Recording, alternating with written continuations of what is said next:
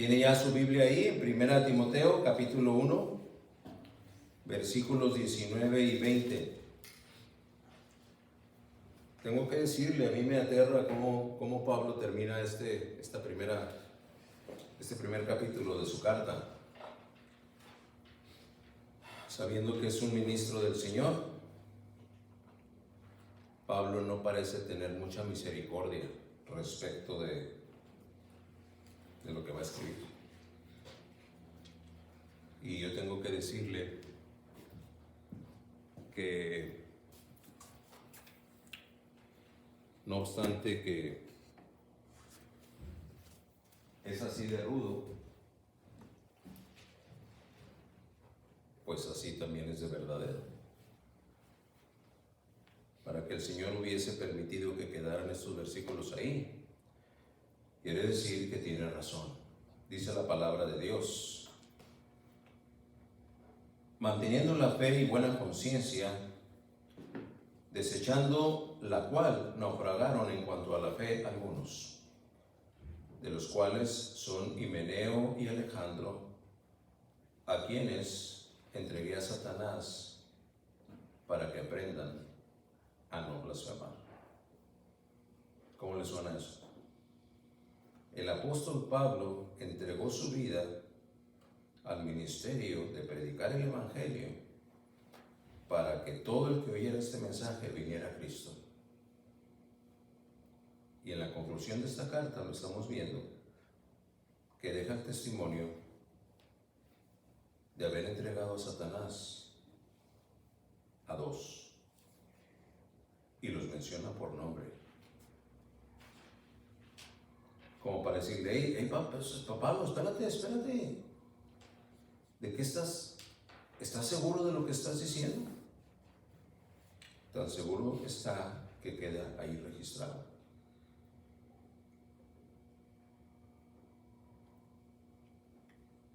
Y las expresiones de esta traducción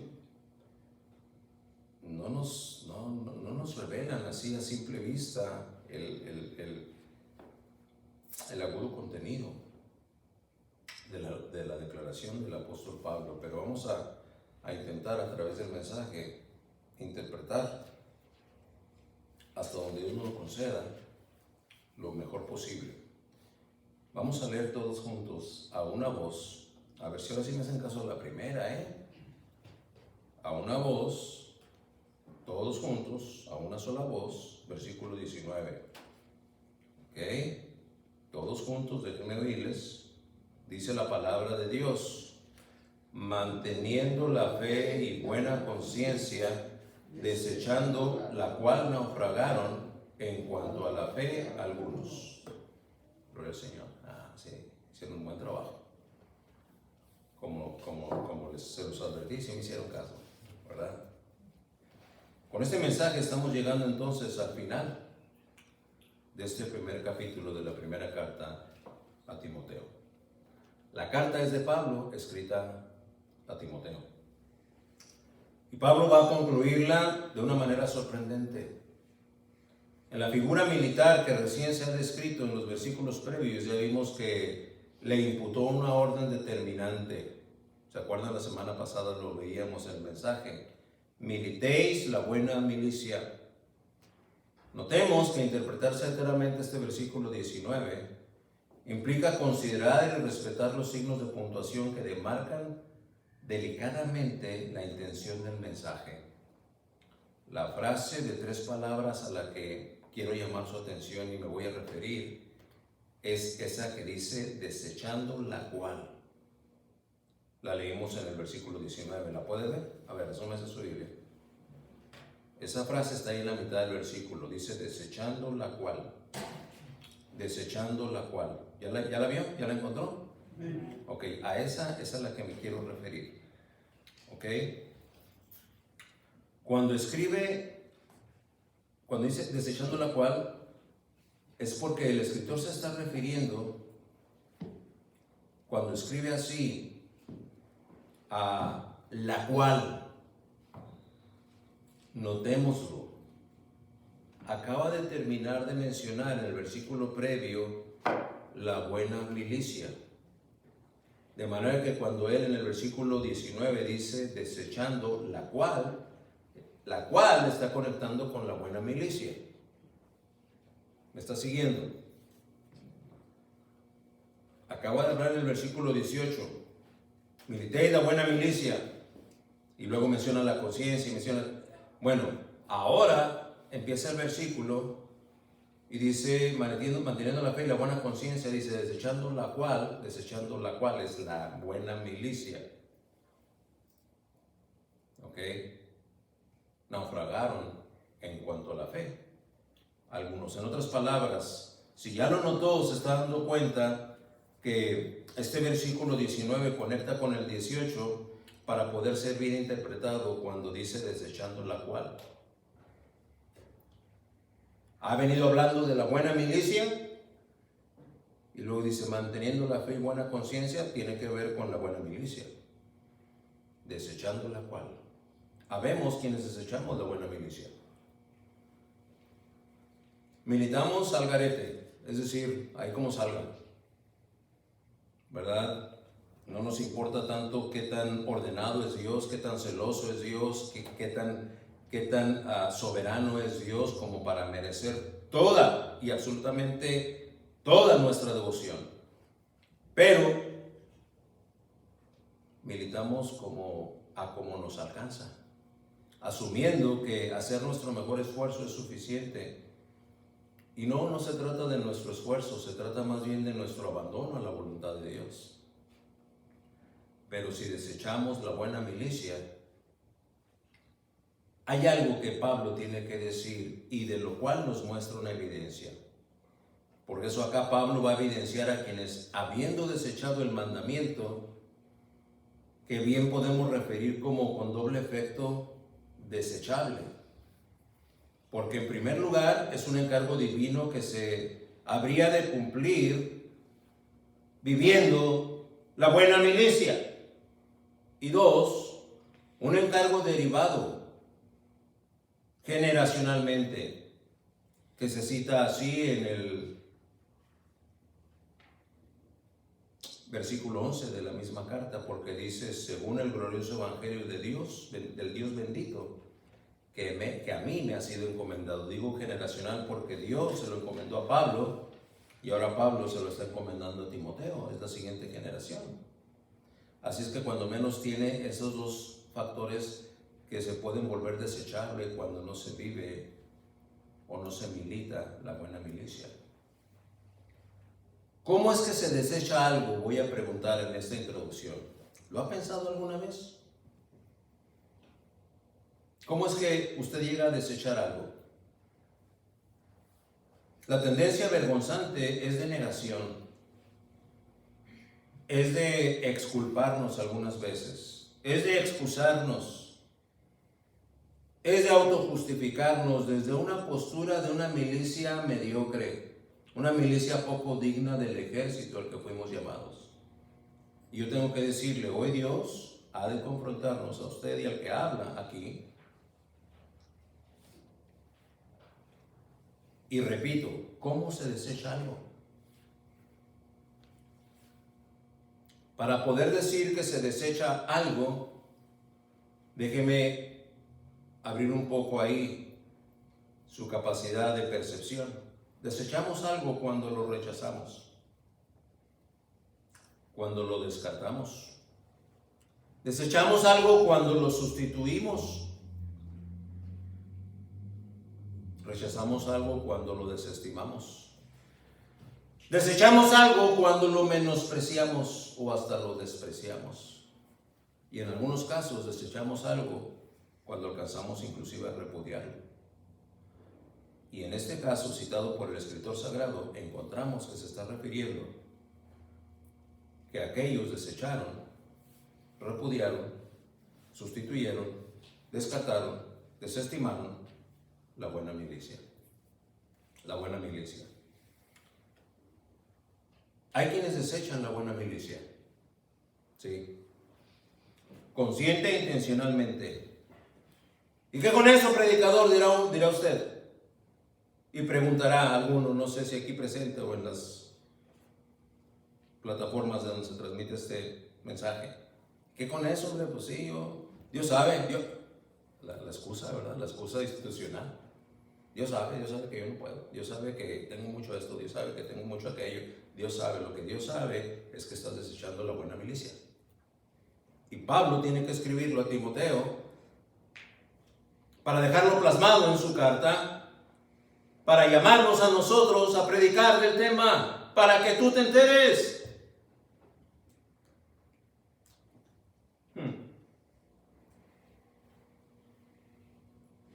El mensaje de hoy dará respuesta a esa interrogante específica. ¿Qué con eso? Preguntará. Considere que con eso que tiene un alto índice de cinismo. ¿Qué con eso? Considerémoslo juntos unos segundos. Descubriremos que ese ¿qué? Es la precaria y lamentable condición de quien llega a naufragar. Naufragaron en cuanto a la fe. ¿Qué es lo que caracteriza un naufragio? Hambre, deshidratación, insolación, desvaríos, delirios y hasta la eventual pérdida del conocimiento. Y tengo que decirlo, en algunos casos fatales, pues el desenlace ulterior puede ser la causa de una muerte. Si vamos a meditar en la palabra naufragio, ¿qué le parece si la entendemos mejor? Naufragio. De acuerdo a la etimología de esa palabra, las primeras tres palabras es un sufijo que tiene que ver con nave. Nau. Nave. Y la segunda, frangere, romper la nave. Cuando la nave se rompe, náufrago es quien se va a pique o se hunde por la destrucción de la nave o barco en el que viajaba. La escena que Pablo estará refiriéndose va a ser un símil 100% aplicable a la vida de aquel que no vive la buena milicia. Ya se refirió en los versículos previos a esa milicia, pues ahora se va a referir a lo que le espera al que naufragia espiritualmente. ¿Qué es lo que le espera al predicador? Yo no sabía, pero después de estudiar ahora se lo puedo predicar. Vamos a dejar que Él nos lo enseñe y vamos a pedirle que nos dirija en el desarrollo de este mensaje. Señor y Padre nuestro, a la hora de abordar la predicación de este precioso texto bíblico, alabamos y bendecimos tu nombre porque nos concedes la luz de tu Santo Espíritu para poder asimilar tu palabra y al exponernos dejar que ese poder diluya nuestros argumentos terrenales y convoca atrayéndonos a ti para que de una vez por todas dejemos de militar de una manera intermitente y que verdaderamente militemos la buena milicia. Bendice a cada uno, cautiva los pensamientos, el espíritu, la intención y ten a bien ungir mis torpes labios para que tu mensaje sea predicado con simpleza, con veracidad y con certeza, para que tu propósito se cumpla a la hora de abordar este precioso texto de tu santa palabra. Te lo ruego en el nombre del Señor Jesús. Amén. Un naufragio nunca dejará de ser considerado una tragedia, ya sea de menor o mayor grado. Para que un naufragio suceda, tenemos que decir, son muchas las fallas o las faltas que deben, o descuidos inclusive, que se tendrían que alinear para confirmar así la negligencia que lleve a aquellos a llegar al punto del naufragio. Cuando las fallas, las faltas, los descuidos y las negligencias se alinean y coinciden y se sincronizan, entonces como tal, un naufragio sucede.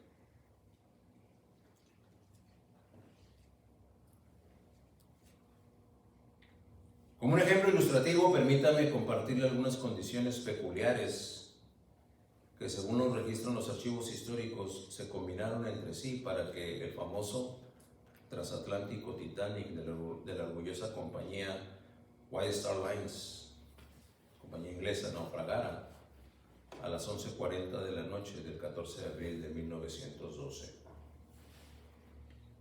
¿Qué fue lo que se combinó para que a fin de cuentas sucediera todo esto?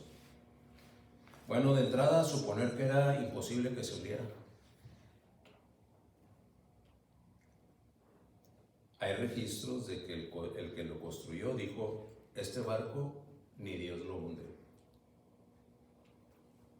La sobrada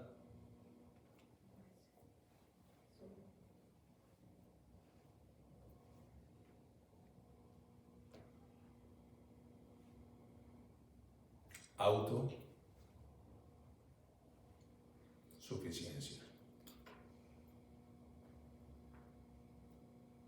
Hay sobrada autosuficiencia, está en riesgo de naufragar. No medir los riesgos implícitos en una región oceánica llena de icebergs.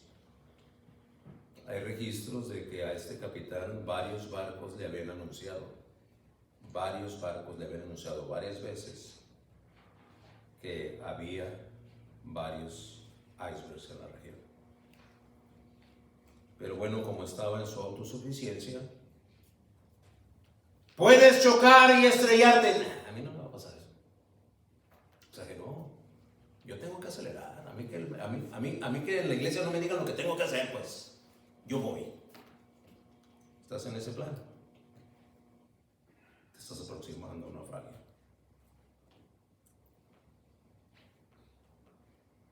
Navegar a toda máquina, máxima velocidad posible, con los motores a tope. ¿Por qué? Por querer quedar bien con el registro de una travesía transatlántica en el menor tiempo que se había hecho hasta entonces. Logros de vanagloria. Estás navegando con eso como horizonte y como propósito en tu vida, te estás exponiendo a un naufragio. No obstante que no había niebla aquella noche, el cambio repentino del clima vino a causar un fenómeno físico de reflexión en la superficie del agua con relación al estrellado cielo sobre la superficie, en donde el agua viene siendo como un espejo de lo que se ve en el cielo, y donde se divide el agua y el cielo no se podía ver por el fenómeno de reflexión. De manera que aquel calmado océano con aquel cielo estrellado causó este efecto de reflexión e impidió percibir a los vigías del barco a tiempo el iceberg con que chocarían. Había un fenómeno de reflexión que, habiendo estado el iceberg ahí, no lo vieron hasta que ya prácticamente estaban encima de él. Y ese fenómeno de reflexión bien podemos aplicarlo al extravío que tenemos muchos de nosotros, asumiendo que no hay nada malo, cuando lo malo ahí está. Si alguno de nosotros alguna vez nos preguntamos, pues yo no veo nada de malo, es que está ahí. Cuando no hay nada de malo, el Espíritu Santo no te deja, no te ayuda a intuir que puede haber algo de malo ahí. Pero cuando te intuye que hay algo malo ahí y tú tienes que sobreponerte a esa intuición y decir, no hay nada de malo, es porque ahí está.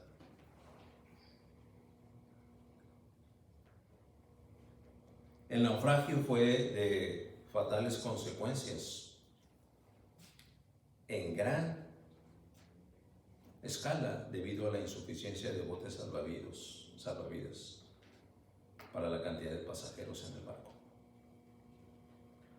La emergencia llegó Y el plan de contingencia mostraba un déficit de casi de la mitad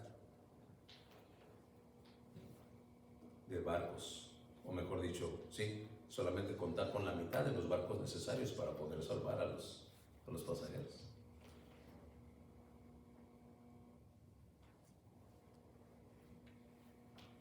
Y otra que podríamos mencionar, el caso omiso a las señales de auxilio de parte de barcos. Ya el transatlántico había chocado y había empezado a hundirse. Entonces empezó a dar señales de auxilio. Ayúdenme. Pero a esas señales de auxilio hubo caso omiso de parte de los barcos. Se sabe probadamente, cuando menos de 2 que navegaron cerca y vieron relativamente a su alcance a Titanic, pero no respondieron. Todo eso se combina, el barco se fue a pico.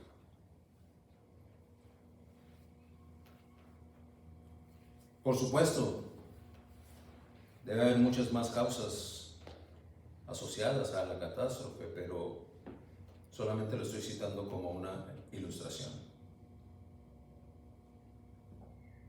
Así es que aquí dejaremos los datos de la misma. Y podemos concluir que un naufragio no sucede de manera casual. Sea este un naufragio marítimo, o tengo que decirle, o un naufragio espiritual. Cuando Pablo escribe ahí en el versículo 19 la figura de un naufragio, ya nos está enseñando algo más que debemos aprender los que nos exponemos a la verdad de la palabra de Dios. La vida en Cristo no solo requiere de militares que militen la buena milicia, sino también de marineros que no naufraguen. En el ejército de la fe, en el ejercicio que tiene el llevar a cabo la buena milicia, abordemos juntos los puntos del bosquejo con una actitud receptiva y con sensibilidad espiritual. Porque la palabra de Dios nos va a desnudar esta tarde. Número 1, mantener la fe y buena conciencia. No solo tener, dice mantener. ¿Cuál es la diferencia entre tener y mantener? ¿Usted sabe cuál es la diferencia? ¿Sabe de quién es esta Biblia? Una Scofield con piel genuina. Me la regalaron el pastor y el cuerpo de diáconos. Está aquí en la fecha, sí, mayo 21 del 2000. Como una muestra sincera de nuestro agradecimiento por la Fundación Formación y Desarrollo de la Misión Bautista Sublime Gracia, entregamos este reconocimiento al hermano pastor Gerardo Garza por su esfuerzo, fidelidad y permanencia en la vida. Con inmensa gratitud, Iglesia Bíblica Bautista, Tijuana, Baja California, mayo 21 del 2000, pastor asistente y diáconos, y lo firman ahí, ¿verdad? ¿Lo ve, verdad? Ahí está la dedicación. Esta es mi Scofield. Cuando esta Biblia está ahí, sigue siendo mía, ¿cierto? Tener. Yo puedo decir, ¿sabe qué? Yo tengo una Biblia. ¿Qué diferencia hay entre tener la Biblia y mantener la Biblia? Es cuando mi mano la toma. Ahora ya no nada más la tengo, la mantengo. Cuando está ahí, la tengo. Cuando está aquí, la mantengo. ¿Ok? Espero, porque dice, ay hermano, ¿y por qué no se explica eso? Hasta un niño de primaria lo entiende. Ojalá que así fuese. Pero la palabra de Dios nos dice manteniendo. ¿Por qué? Porque esta Biblia yo la tengo, pero la puedo tener en mi archivo, en mi librero, quiero decir. Y la tengo, pero allá está. Y la tengo, pero puede estar tapada de muchos otros libros, de algunos periódicos inclusive, y a lo mejor hasta una que otra chamarra que aventé ahí encima, pero la tengo. Y la palabra de Dios no nos dice, de acuerdo a lo que Pablo le escribe a Timoteo, que tengas, No dice teniendo, dice manteniendo. ¿Qué es la diferencia? Que si yo voy a mantener esto, lo voy a tener a la mano. Lo voy a tener a la mano, no lo voy a tener arrumbado. ¿Y qué es lo que tengo que mantener? ¿Qué dice el texto? La fe y la buena conciencia. No solo tener, pero mantener, poseer en la mano, sujetándolo, manteniendo la fe. La fe que se contempla objetivamente, esto es el Evangelio, 1 de Juan 5:4, porque todo lo que es nacido de Dios vence al mundo. Y esa es la victoria que ha vencido al mundo, nuestra fe. La dualidad que acompaña a la fe es la buena conciencia. ¿Qué es la buena conciencia? Usted no me puede decir que la buena conciencia tiene que ver con el hecho, por ejemplo, de ver que una persona está en riesgo de morir. Usted puede avisarle del riesgo en el que está, porque la persona no está percibida de eso, y usted puede hacerlo, y tiene la capacidad de hacerlo, pero dado que, por lo que sea, prefiere no hacerlo, la deja morir. ¿Será eso una buena conciencia? Por supuesto que no. Y tal vez tendrá 25.317 motivos por los que usted diga, pues le podría haber dicho, pero pues no sé si me iba a hacer caso. Pues podría haberle advertido del riesgo, pero pues yo lo que tenía que hacer era esto otro. Esa es una conciencia cauterizada, poco sensible a la necesidad de que espiritualmente usted y yo tenemos necesidades que no pueden ser superadas por nada secular, nada. La más mínima necesidad espiritual está por encima de la más grande necesidad material. Usted debe saberlo. Así es como podemos hacerle caso a lo que la palabra de Dios nos dice, mantener la fe y la buena conciencia. Es que esa fe tiene que ver con el Evangelio, y si la debemos de entender objetivamente, a eso se refiere. No erramos si esa es la conciencia que se contempla subjetivamente, ya no la objetiva, la subjetivamente, es decir, la experimentación exclusiva y personal de Cristo en nuestra vida. Como verdad absoluta, la asimilamos tal cual, al grado de que de manera personal y particular nos alcanza para ser nuestra. ¿A qué se debe que hay en un momento dado hijos de Dios con un nivel de consagración muy por encima de mi nivel de consagración?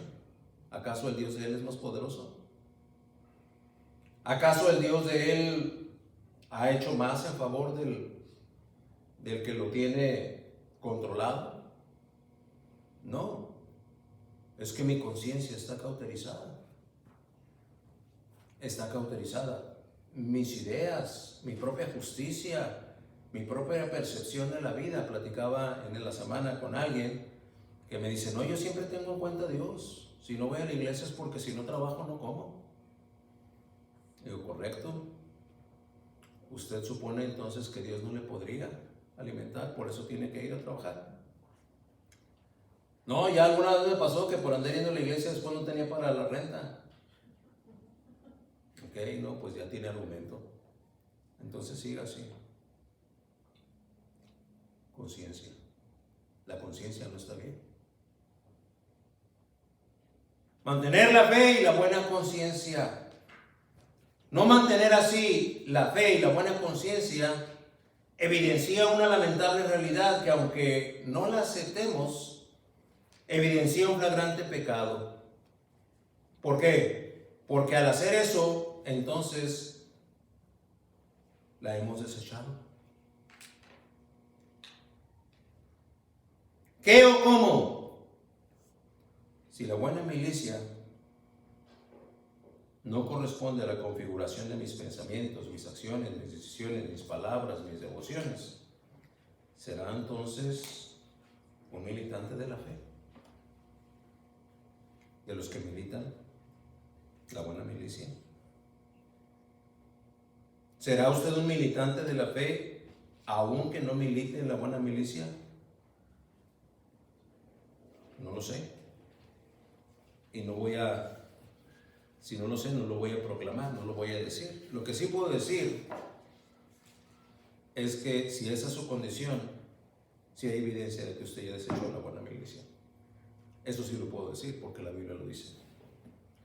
Dios nos revela que no se queda nada más ahí la condición de aquel que desecha la buena milicia. Ahí a la deriva, ahí en stand-by, ¿verdad? Bueno, sí, pues ¿qué tiene? No? Yo desecho la buena milicia, pero yo estoy bien con Dios. Conciencia completamente extraviada, ¿verdad? Y aquí estoy tranquilo, no pasa nada. Otra evidencia de que está completamente extraviado.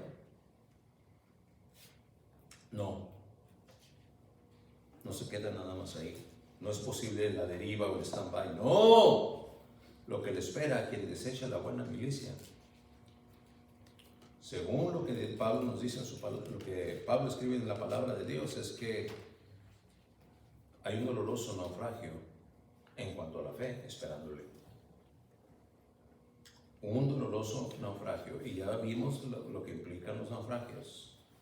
Así es que miren, número 2, cuando decimos naufragaron en cuanto a la fe, el número 2, naufragan en cuanto a la fe.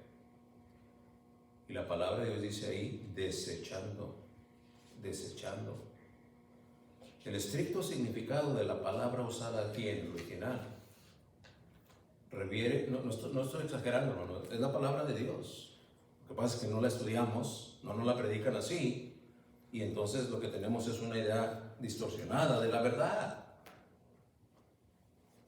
Aborrézcame si quiere, pero escuche la verdad.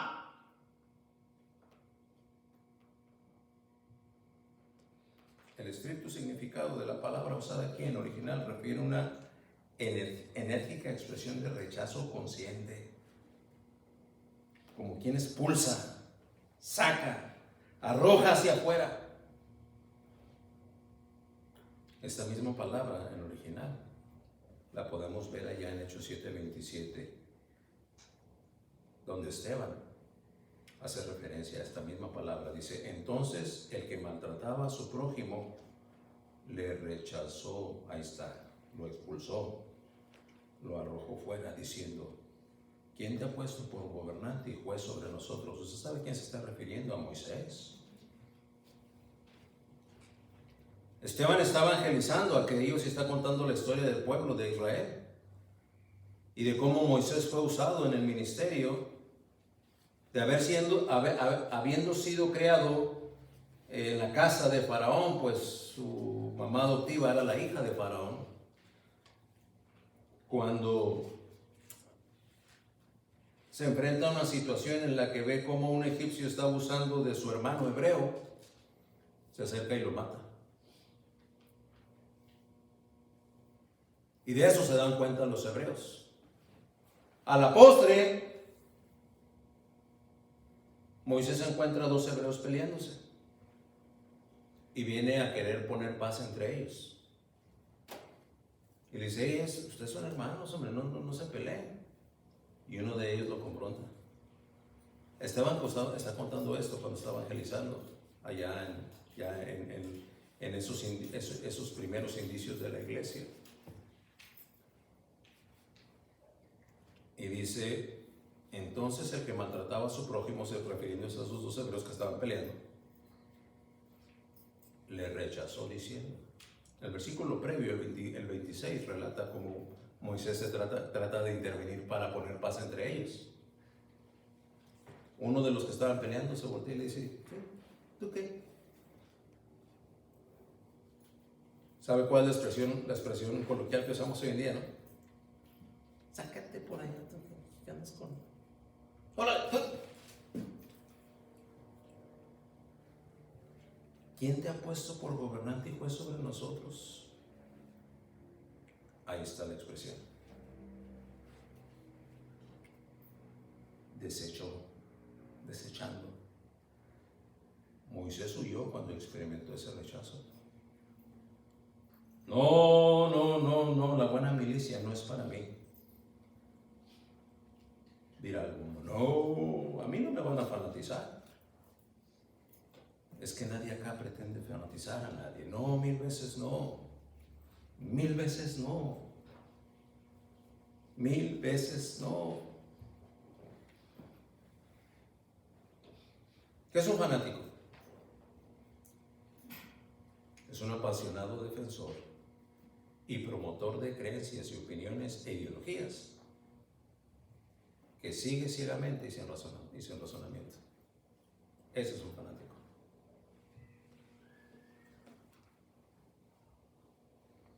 No seguimos opiniones. Seguimos, enseñamos y predicamos verdad absoluta. Por eso no podemos ser fanáticos.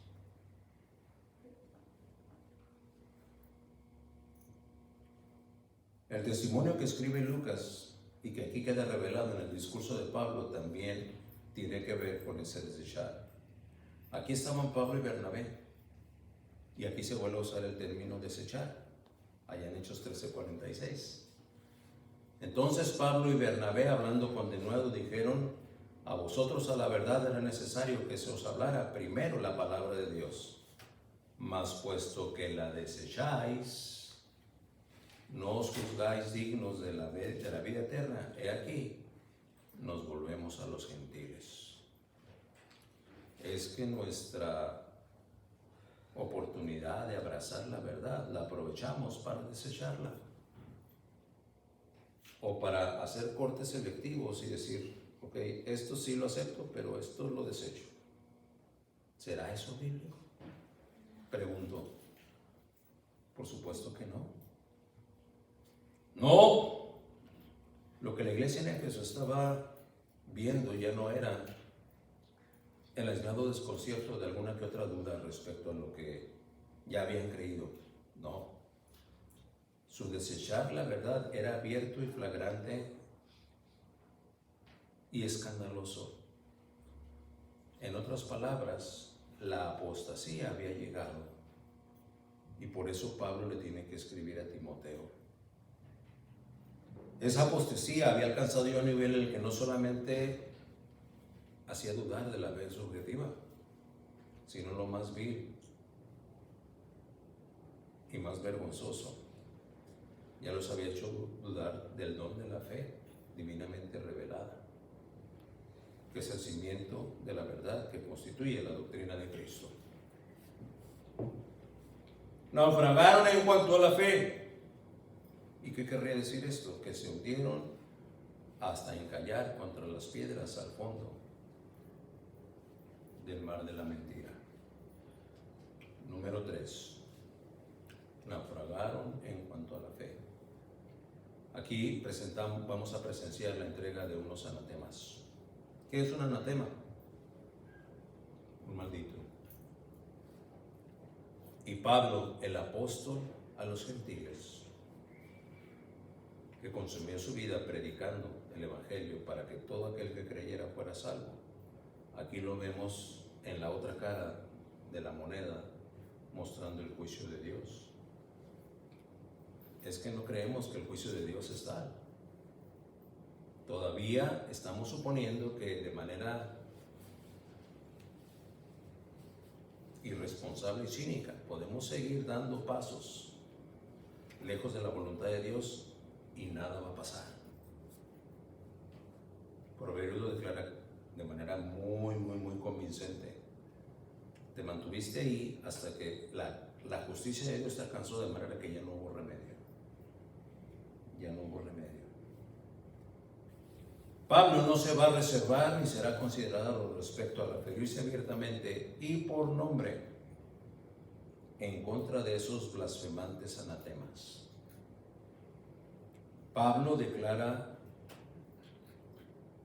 una entrega. Pero ¿entregar a quién? Es decir, sí, voy a entregar a los anatemas, pero ¿a quién se los voy a entregar? Note usted, él lo dice: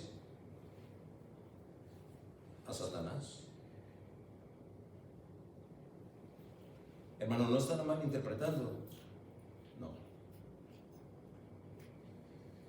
No, absolutamente no.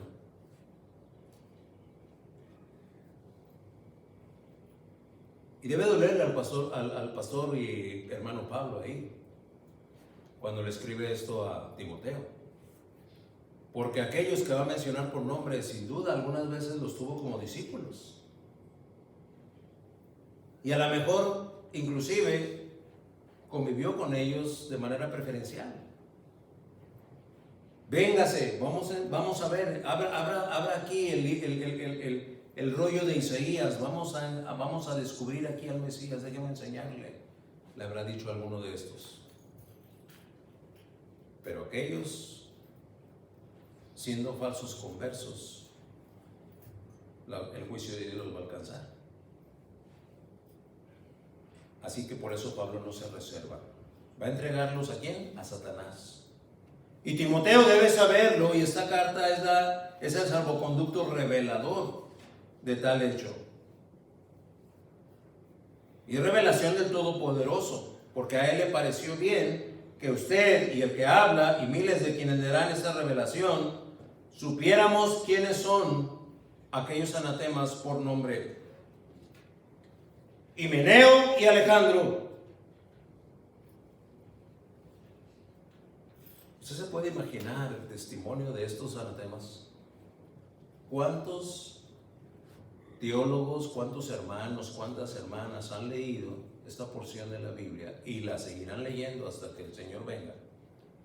Y encontrarán el testimonio de Himeneo y Alejandro, que fueron entregados a Satanás. Eso es oprobioso, ¿no cree usted? Y nada más y nada menos Pablo es el que lo está escribiendo. Y le está notificando a Timoteo. ¿Sabes que hay dos aquí? Que ya de plano mejor los entrega a Satanás. Y antes de que me preguntes quiénes son Himeneo y Alejandro. Cuando los menciona por nombre, no nada más es una intención de descubrirlos, sino también de prevenir a Timoteo. Hey, Timoteo, ¿verdad? Si estuviéramos en la comunicación de hoy en día, Timoteo, sí, Pablo, dime. Hay dos ahí en Éfeso que ya los entregué a Satanás. Oh. Sí, ¿sabes quién es Himeneo? O sí, ¿cómo no? Él es un anatema. Y Alejandro también. Oye, pero si tiene buena finta aquí, pues quiero que sepas. Por eso te lo estoy escribiendo: Himeneo y Alejandro. Oiga, que si Timoteo tuviera que recibir una notificación de parte de Pablo con respecto a usted y a mí, ¿cómo sería? Timoteo, ahí te encargo a Gerardo Garza. Se para de vez en cuando, y cuando viene se ofende si le predicas muy duro, así es que es un anatema. El hermano Gerardo Garza es un anatema, diré a Timoteo, así como lo oyes. Por eso ya mejor lo entregué a Satanás. Cuídate de ese cuate.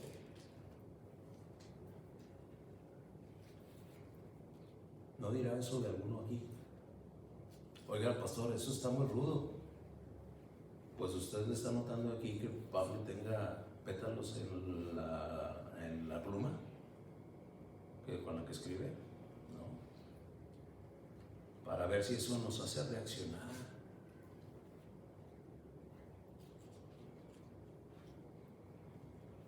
Por eso digo, Timoteo debe saberlo. Y la manera en la que se comunica Pablo es por medio de esta carta, este salvoconducto. De Himeneo se sabe que su enseñanza era herética respecto a la resurrección, pues en 2 Timoteo 2, 17 y 18 puntualiza y dice el versículo: y su palabra carcomerá como gangrena, de los cuales son Himeneo y Fileto. Ándele, ya apareció otro en la lista. Ahora ya es Himeneo, Alejandro y un tal Fileto. Si fuera Filete estaría muy rico, pero este es Fileto. Fileto. Pablo ya suma a otro a la lista, dice que se desviaron de la verdad diciendo que la resurrección ya se efectuó y trastornan la fe de algunos. Bueno, hermano, pero ahí menciona nada más Himeneo, es cierto, menciona a un tal Fileto, pero de Alejandro no hay referencia, ¿no? ¿Cómo no? Pablo también deja registro para que Timoteo confirme. Allá en 2 Timoteo 4:14 se refiere a Alejandro, el calderero. Me ha causado muchos males. El Señor le pague conforme a sus hechos. Los dos antes citados y un tercero que aparece con el nombre de Fileto eran blasfemos, apóstatas. Un blasfemo es aquel que injuria gravemente a Dios. Y si usted no se ha dado cuenta, aunque la palabra blasfemar o el verbo blasfemar implica la emisión de la palabra, muchas de las veces se blasfema también con actitudes.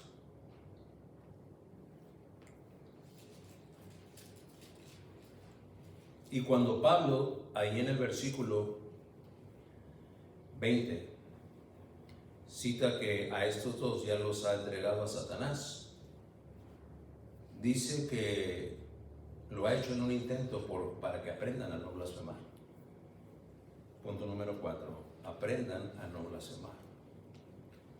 Lo que está haciendo aquí Pablo es una disciplina puntillosa e incisiva, dolorosa, porque nos dice para que aprendan. Para que aprendan.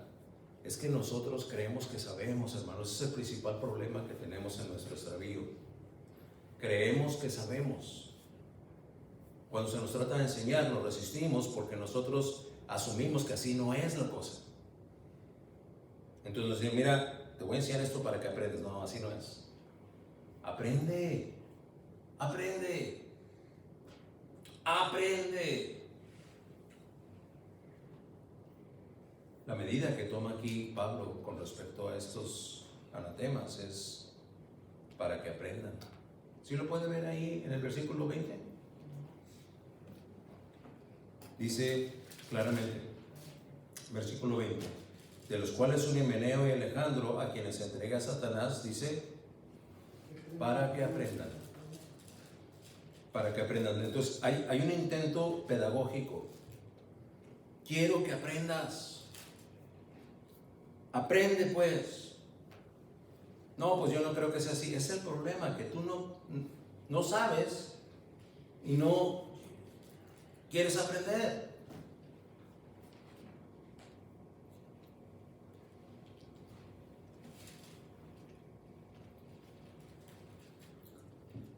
La bendición de Dios está ahí. Solamente tienes que aprender.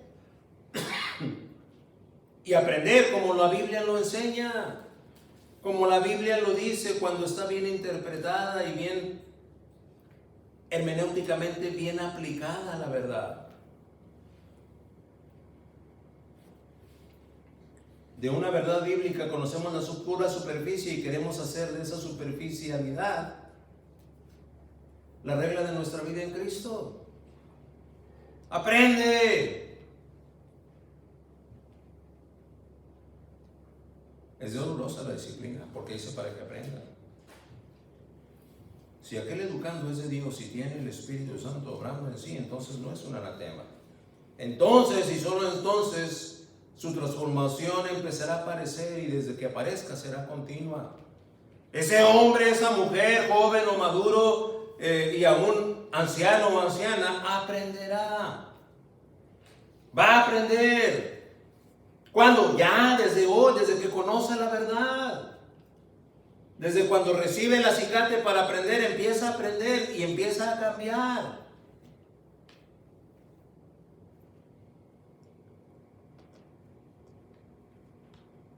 Me acuerdo dando clases a una preparatoria.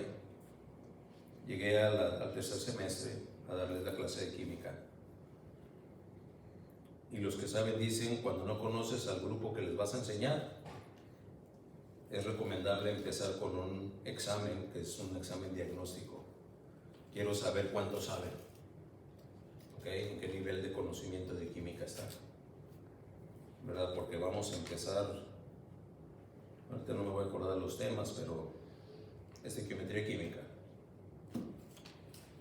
Bueno, tenemos que saber si pueden identificar en la tabla periódica de los elementos químicos cuáles son los metales, los no metales, los alcalinos, los férreos, los gases nobles, los gases inertes, los metales, los metaloides. Así es que viene una lista de preguntas. A ver, identifícame este elemento químico. Y nada más ponle ahí a un lado que es metal, no metal, gas noble, metaloide. Entonces, no sé, presenté unas 15, 20 preguntas, no me acuerdo. Era un grupo como unos 23, 24 muchachos, tercer semestre de prepa. Y por casualidad, algunos sacaron algunos aciertos en su examen. No, ya estaban en tercero de preparatoria y no sabían identificar qué tipo de elemento químico era aquel. En la tabla periódica. Es como pedirle a alguien que escriba una poesía cuando no sabe las vocales.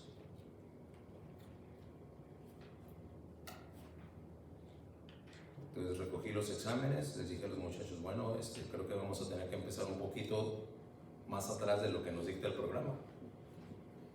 Porque si empiezo donde el programa dice, pues no van a aprender nada. Y fue a la dirección y le dije, mire, esta situación está así con el grupo. Estos muchachos no saben nada de química y ya están en tercer semestre de preparatoria. ¿Por qué lo dice? Pues ahí está, miren, vean los exámenes. Nadie pasó de un 30%, 20% y las respuestas ahí eran chiripazos. Entonces yo le pregunto, ¿me podrá, de acuerdo al calendario de temas, me podrá dar cuando menos unas 6 semanas para enseñarles las bases de aquello con lo que tenemos que empezar? Bueno, pues vamos a tener que, nomás que después vamos a tener que cargarle porque tenemos que salir a la par, no podemos seguir saliendo atrasados. Pues yo estoy en la mejor disposición, pero si empiezo con este tema aquí, pues los muchachos no saben, va a ser tiempo perdido. Bueno, denme para tal día ya llegué y me dijeron, oiga, pues es que el maestro que estuvo antes nos dijo que eran muy buenos y también nos trajo unos exámenes. Ah, pues déjenme verlos, a ver qué les pasó, porque entonces se les olvidó de un semestre para otro. Aquí están. Y este profesor que estuvo antes era muy fanático de la revista esa muy interesante, no sé cuántos de ustedes la llegaron a oír alguna vez, ¿no? Y los muchachos ahí hablaban de muchas cosas muy avanzadas, pero sin saber lo que realmente había detrás de él. Ya les dije, bueno, pues lo único, yo no puedo decir que no saben lo que contestaron en esos exámenes, pero ese conocimiento no les sirve para abordar el tema que nos marca el programa. Por eso mi preocupación. Me dice, bueno, pues usted es el maestro ahora, está bien, tómese las 6 semanas que nos pide.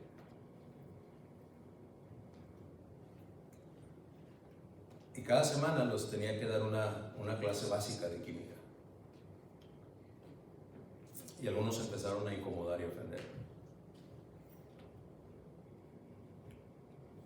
Y en los exámenes llegaron a confrontarme y decir, pues si esa ecuación no se balancea así, entonces ¿cómo se balancea? Pues estamos en examen, no le puedo contestar. Si quiere, espérese. ¿La va a dejar así? Pues sí, yo así la voy a dejar. Pues va a reprobar. Nada más asómese a este elemento. ¿Qué raro tiene ese elemento ahí? Ah, ahí está el error. Mire, ya le ayudé, no debe haberle ayudado. Y para la cuarta, quinta semana, ya habían aprendido. Para poder avanzar. Así es que la medida de Pablo es una medida de misericordia en favor de aquellos yo ya los expulsé de aquí para que aprendan. Si verdaderamente son creyentes, van a aprender. Y si no, se van a ir ofendidos. Que les vaya bien. Porque si regresan, habrán aprendido.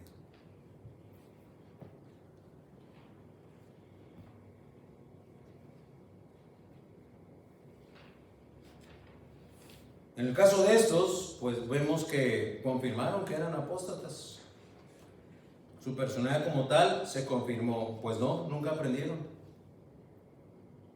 Y entonces el naufragio les recibió.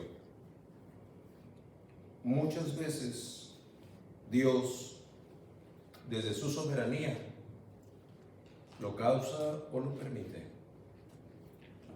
Repito, muchas veces Dios desde su soberanía lo causa o lo permite, sin pauta, sin oportunidad, sin ocasión, sin conformidad o sin razón, para que aquel o aquella aprenda.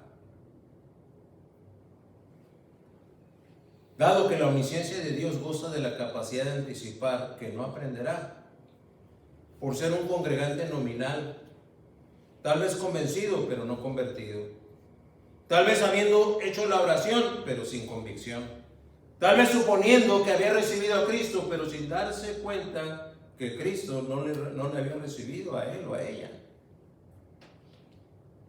para vida eterna. Y sí, serán esas las causas por las que no aprenderán. Y más pronto de lo que aquel mismo se imagina, estará blasfemando. Al recibir esta carta, Timoteo se apercibió de tales anomalías. Y usted y yo, aquí, y si ustedes están oyendo en las plataformas, nos estamos enterando hoy. Hermano, mi deseo es que ninguno de nosotros podamos ser contados entre los que no militan la buena milicia. Mi oración es porque el Señor no nos deje de su mano para desecharle. Ya Dios nos lo enseñó hoy, 1 de mayo del 2022. La confrontación esta tarde entonces es monumental. Y concluyo. ¿Está usted naufragando en cuanto a la fe? Porque supone ser de Dios sin serlo. ¿O está usted naufragando en cuanto a la fe porque usted creía ser salvo o salva y no estaba enterado de la fatalidad acechándole como para naufragar? Naufragar en dos aspectos. Cuando un naufragio se da, se puede dar en un lago, se puede dar en un río caudaloso, se puede dar en un mar o se puede dar en un océano. De acuerdo a las dimensiones del cuerpo de agua donde se lleva a cabo donde se padece ese naufragio, es el índice de destrucción que hay. En la barca que se rompe, naufraga, y en el padecimiento de los que habitaban esa nave. No, nunca va a ser igual un naufragio en el mar de Galilea, por ejemplo, con relación a un naufragio en el mar Mediterráneo. No sé si estoy dándome a entender respecto de las dimensiones y capacidad destructiva del naufragio. Lo menciono porque en el caso del naufragio espiritual no se da en un mar de Galilea o en un mar Mediterráneo, ni siquiera en un océano Pacífico. El naufragio espiritual se da en el mar de la justa ira del Dios vivo.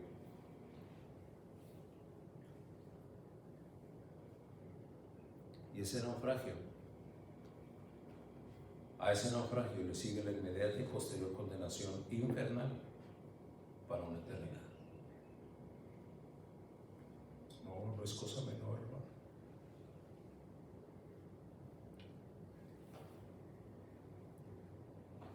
Pablo está concluyendo este primer capítulo de su primera carta a Timoteo como una instrucción que le debe llevar a limpiar todo aquello que le estorba para poder fincar un ministerio pastoral en aquella complicada e idólatra ciudad de Éfeso. Estoy seguro que Dios ha hablado a cuando menos uno aquí. Si es el caso de usted, vea a Cristo, véalo a Él, crea y arrepiéntase. Como orador creyente esta tarde, Dios le ha descubierto desechando la buena milicia.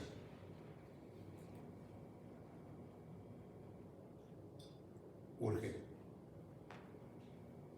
una muestra digna de arrepentimiento. Confiese pecado, pida perdón y espere de Dios la restauración espiritual que bien ya puede él estar causando en usted, ya sea para conversión o para consagración. Si lo hiciésemos así, estaremos haciendo bien. Naufragaron en cuanto a la fe. Dios los bendiga.